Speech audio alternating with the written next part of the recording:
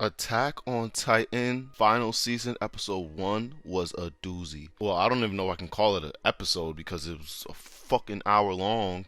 That pissed me off. I'm not gonna lie. I'm like, you could have just split it up into regular episodes like we normally do, but fine, give it some cinematic value and a little bit of shock factor. I mean, it's basically like a movie. Like honestly, that could have very well easily have been in theaters and would have done just as well as any Demon Slayer or Dragon Ball Z movie that has showed in theaters so far. I want to point out that I was right, especially my first video about Eren Yeager. Very satisfied to see that Hajime Isayama included that in this episode, showing Eren's remorse for the things that he knows he's going to do. It's kind of chilling when you know you're going to commit a crime and do evil and kill children, and the way he shows it and highlights it with him talking to that young foreign boy and just apologizing is it's like heartbreaking and just chilling. For even like these things are cartoons, guys. You gotta understand these are cartoons, and these cartoons are acting better than real world human actors. Like, let that sink in. So a special shout out to WIT Studio and Mappa, because they really did their thing on this episode. Like, it just kept getting better and better. At first it was kind of hard for me to sit through because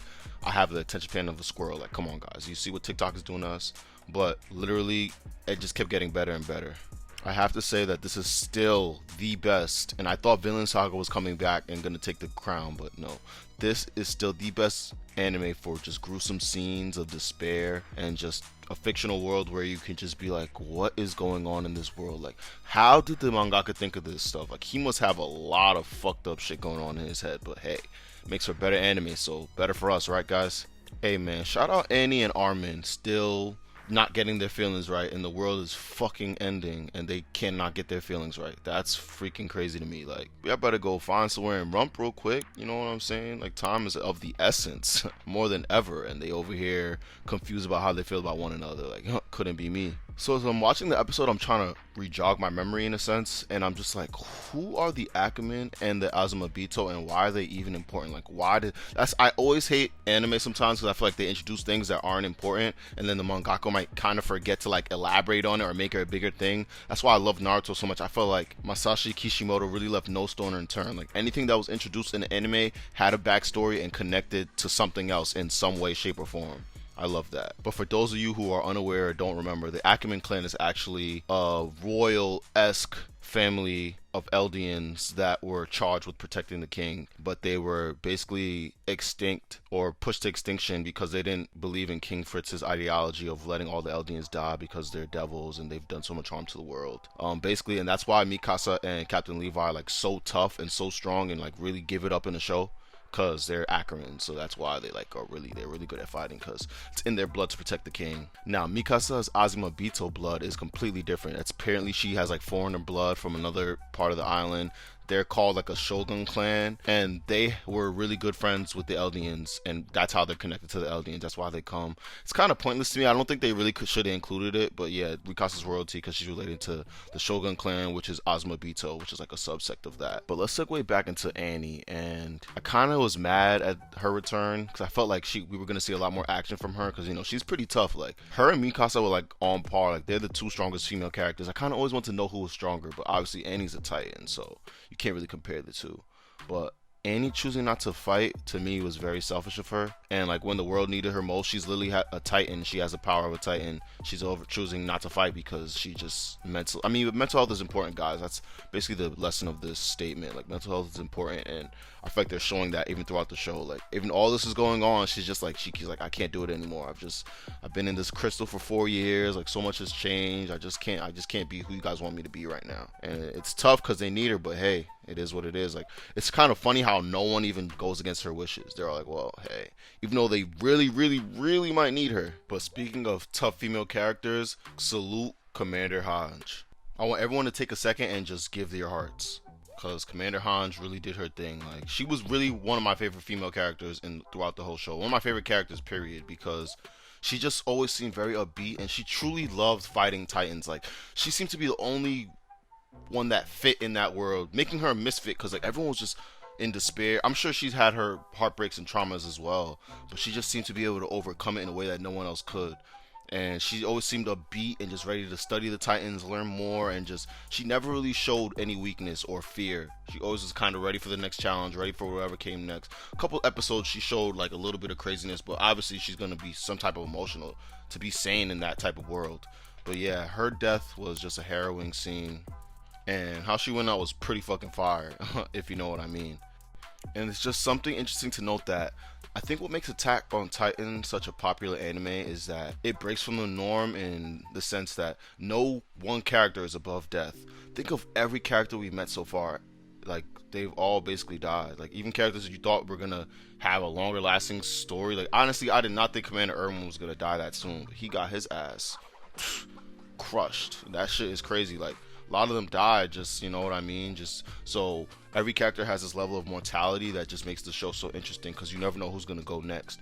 And I think the way that Isayama was able to do that was by, I don't know, all the characters seem somewhat look alike, you know what I mean? So it kind of takes away from their identity. Like, the only character that really has a distinct look to them is Eren Yeager. Like, whenever you see Eren, you know who it is. But when I first started watching the show, it was kind of hard to tell any character apart. They were all just kind of like blonde haired or brown, brunette, like just different hair colors, but they all kind of had a similar look to them. I think that was the whole point. Like, yeah, don't get too caught up in any one character, because you can have a favorite character and they can die the next episode. So this episode was cut into 2 parts, and now we're on to the chapter 2 Sinners segment. As I'm watching it, I'm really just thinking like, yo, I love ATOT because of the names. Like, they really had, like, they put a lot of time into these names. Like, what is an Onyan Capone?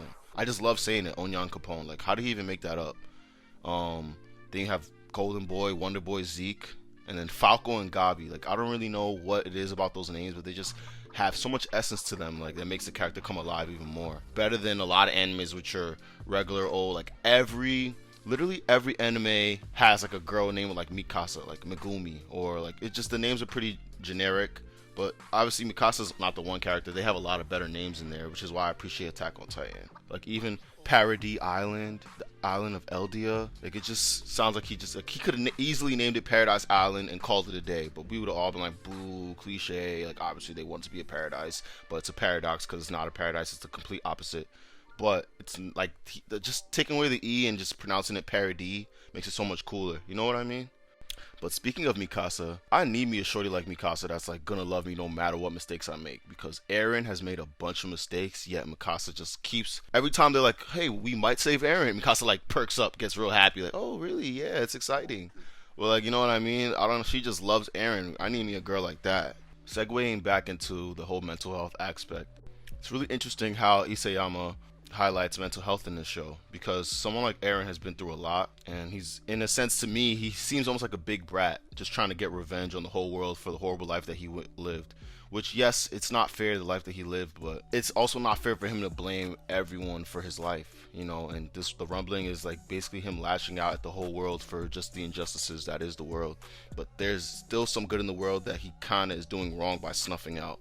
That's why he apologizes to those foreign kids at the beginning of the episode. I think that's what the whole point of this thing is about. But he still goes through with it. Like, he still sees there's no way to change. It's crazy, because him knowing he doesn't want to do it, but he still sees in the future that it happens. So he just feels like, oh, I guess there's no way to stop it. Like, this is what's meant to be. I didn't understand why Eren let all the Titans keep their powers, because basically as the founding Titan, he has the ability to control all the other Titans, or get in their heads basically, and he let all the survivors keep their powers. And then they were wondering the same thing. They're like, oh, maybe he wants us to stop him. And then the things were confirmed. He was like, yeah, I want to fight. Like, you guys are the enemy, you guys do what you guys want to do, I'm gonna do what I want to do, and then we're all free. Like, he has this sick notion of freedom that I don't know what's going on with him. But I want to say it's almost like a religious thing. Like gods are seen to usually give a human free will, because if they weren't to give a human free will, then it would kind of be like a Borden thing. Like, you know, the founding Titan is somewhat of a god in this sense. And it's like, you have to give humans free will, or your subjects free will, for them to do what they want. Like, you don't want to force them to worship you, because then it's like, what's the point, you know? So that's kind of like, that's the essence of the thing. And that reminds me a lot of Madara Uchiha. It's just kind of like the same kind of thing. Like, Madara was trying to do the Moonside plan to control everyone, so there would be no more free will. Like, that was his version of Utopia, whereas Eren's version of Utopia is like, I'm just gonna kill everyone. But like, you have the freedom to stop me though, but I'm gonna kill everyone. Like, it's kind of, it's just a little twisted. You know, all these villains are twisted with their vision, with their ideas of God. I actually was able to find one of my favorite Stoic quotes that perfectly embodies this belief about God and religion that I'm talking about, and it goes like this: great power is worry, and total power is boredom, such that even God renounces it and pretends instead that he is people and fish and insects and plants, the myth of the king who goes wandering among his subjects in disguise. So yeah, it's kind of like a homage to Greek mythology. Like, you know, Zeus would, and all these gods would just transform into human beings to kind of mingle with the humans, because total power is boredom. You know what I'm saying? You want to give your human beings or your subjects free will to do what they want, and that's what makes life interesting. Even it's an interesting concept to note, because even God doesn't want to just have total control over you, because then what's the point of being your God? I don't know. I'm just rambling at this point. Circling back to Falco and the lore of Attack on Titan, I find it so interesting that Falco can get memories from Zeke because he was created through Zeke's spinal fluid, yet he is the Jaw Titan. It's just very interesting, and I love the lore and basically the abilities and the power system of Attack on Titan. It's very circumstantial. So, like how Zeke wasn't a normal Beast Titan because of his royal blood. He was able to create Titans with the call and do things that the normal Beast Titan wouldn't do. That's why he was Wonder Boy. I just like how the mangaka is able to continue writing in cool things and cool tips that make Attack on Titan just very unique. A couple more things I gotta point at.